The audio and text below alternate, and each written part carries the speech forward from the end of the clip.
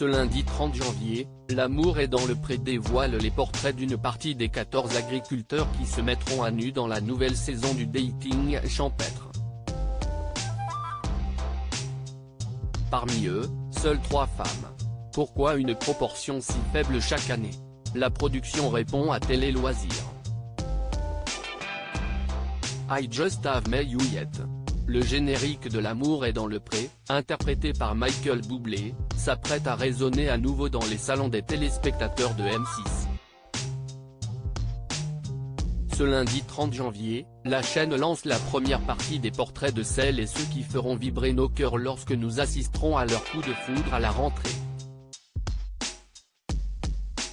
En attendant, ils doivent passer par la délicate étape de l'entretien avec Karine Le Marchand devant laquelle ils devront se mettre à nu.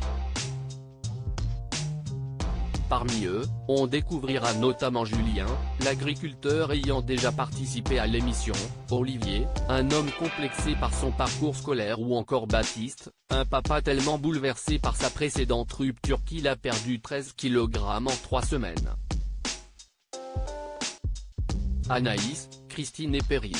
Seulement 3 femmes au casting de L'amour est dans le pré 2023 cette année. Les téléspectateurs pourront aussi découvrir Perrine, âgée de 26 ans, une hélicicultrice bio venue de Bourgogne-Franche-Comté, ainsi que Christine, une éleveuse de chiens et de chats de 61 ans située en Nouvelle-Aquitaine, sans oublier Anaïs, une éleveuse de chèvres située dans la même région, et âgée de 35 ans.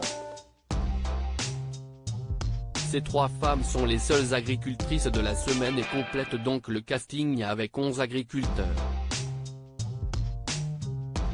L'an dernier, 4 femmes étaient à l'antenne contre 3 la saison précédente. Un chiffre qui était alors en très légère augmentation puisque la saison 15 n'avait vu que 2 femmes chercher l'amour. L'amour est dans le pré, un nombre de femmes représentatif du nombre d'inscriptions spontanées. Mais alors pourquoi retrouve-t-on autant d'hommes dans le programme et si peu de femmes? Interrogée par Télé Loisirs, la production répond que le nombre de femmes sur une saison est représentatif du nombre d'inscriptions spontanées de femmes que nous avons reçues. En résumé, si 30% des candidatures reçues sont envoyées par des femmes, alors environ 30% du casting final sera composé d'agricultrices.